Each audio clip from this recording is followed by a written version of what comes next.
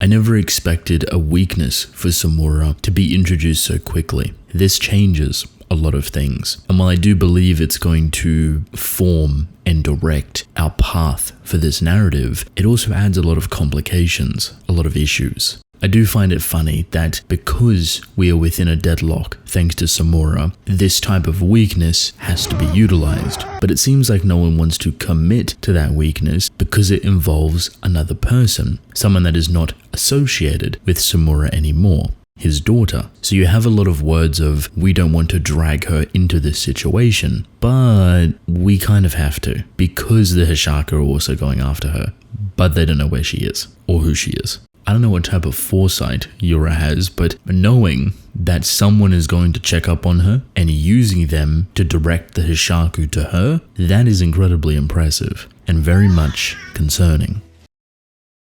There's a lot of dialogue in this chapter, important information. It's well thought out. However, it also tends to lightly contradict itself, and perhaps that is kind of the point. Because we are sitting within a three-way deadlock between Samura, the hishaku, and the Kagurabachi, there's not really much that can be done. No one is going to overpower Samura. Kagurabachi are playing defensively while putting out probes and feelers to try and get the upper hand, and the hishaku are completely in the blind.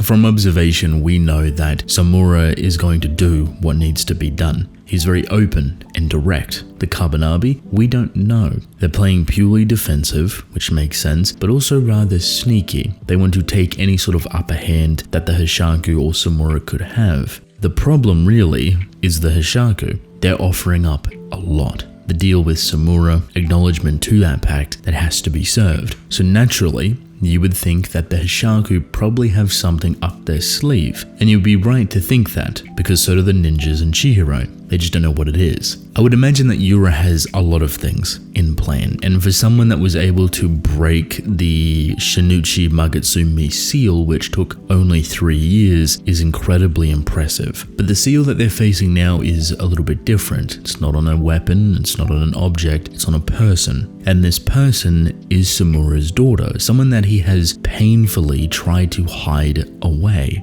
Now there is two versions of this. The first is that only the ninjas know that Samura's daughter is alive because they directly hid her. The hishaku on the other hand are going off speculation. They actually don't know if she exists, but they seem very confident that she does, which leads me to a roundabout idea. If, for whatever reason, information is being leaked in a way that they can't control, the informant that is within the Kagurabachi might have already leaked back to the hishaku. The Kagurabachi proposed the idea to look for Samura's daughter, even though that she was dead. There is a level of suspicion that comes with the information that is being gathered right now. It's very unlikely to even question the death of Samura's daughter because there was a physical body at her funeral. So as you can see, concretely, only the ninjas know. Kagurabachi have their ways of getting information, so it's not impossible. And that goes back to the hishaku in whatever way it can. It's hard to imagine that Samura's daughter could be the only chip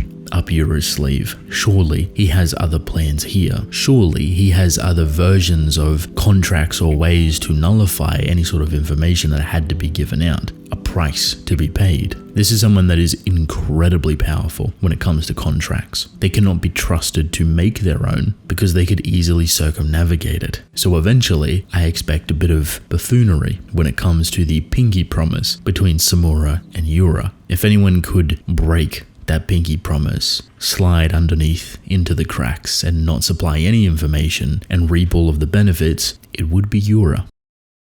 Everything else is relatively straightforward. Obviously, they can't use enchanted blades because Samura has OWL activated, Enchanted Blade Detector. This works in benefit to the Masumi ninjas because they don't need enchanted blades and they operate at a low frequency. Basically, they don't exist. I would love to see Chihiro pick up a bit of their teaching, maybe a little bit of their style, a little bit of their source. This would help to form his own kind of style of swordsmanship while also benefiting the future fight against Samura. trying to conceal his bloodlust. For example, Uraha still has a big question mark. Seems like Hokuzono really wants to emphasize that nobody knows what's going on with that character. This makes me believe that he's still alive, but I do think there's an ulterior purpose. If you are constructing an idea like Uraha, laying out all of your answers pretty much devalues any sort of reveal that he is alive. So the purpose of killing him off and hiding him away doesn't really matter. So perhaps there is an ulterior purpose. And this ulterior purpose will probably be more of a shock than Uraha being alive. We are all still getting used to how Hokuzono likes to write, what he enjoys to give and take. So far, he likes to bait and switch, but he usually doubles down on certain things to fill it out a little bit more. It's very easy just to swap things around, but when you hide things in plain sight, when you twist the narrative enough so people don't really expect it, then you get into some interesting waters. Uraha is interesting not because he's alive or because he's dead, but because another purpose underneath is starting to become much bigger. Why keep mentioning him? Why play upon him? Why emphasize the fact that the people that are most important to Samura he tries to kill? But he couldn't get rid of his own daughter, which makes me believe that perhaps he also couldn't get rid of Uraha. What would be an interesting ulterior motive, you ask? Perhaps Uraha is the final sword in this coffin, someone that could rival Samura if he wasn't a part of anything. Play dead, don't join sides, come and kill me at the end. A simple idea, but could work very effectively. I can only assume that Samura has failsafes for himself provided by other people. People might be a bit generous, but Uraha might be a good start. Now we get introduced to two new hishaku members. One of them's called Kaguri, who's this very tall dude wielding an enchanted blade. It's not his though, it's contracted to someone else. Who could that be? A pure guess from where he's standing, how he's revealed his appreciation towards food makes me believe Subaru. That is the restaurant owner that the Kagurabachi hid away. There is another girl here. People are calling her Jane Hishaku, rather fitting. And these two have an interesting dynamic. It's like rock and water coming together. They are in charge of finding Samura's daughter, or at least waiting till someone reveals her. Which brings up something rather important. Samura's daughter could be a nobody, someone that is just a regular human that is not a part of this world, that knows nothing about sorcery, knows nothing about swordsmanship, and is just living her life. That is exactly what she's doing right now. But if that seal is broken, those memories come back, does she want to know?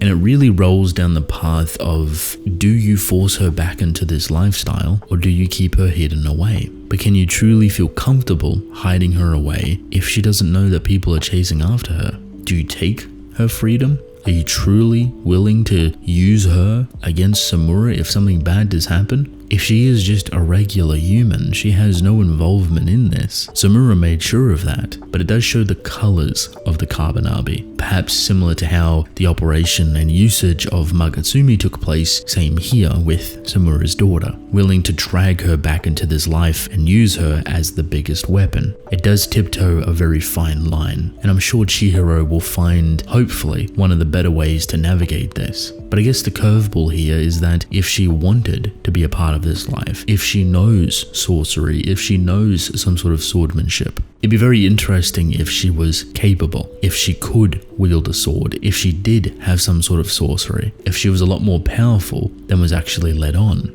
I would say it entirely depends on her utilage towards this arc. Does she become a recurring, consistent character? Do we bring her into the fray? Or do we keep her as far out as possible? As of now, she is in danger, and while there still is a seal protecting her, it might not last all too long.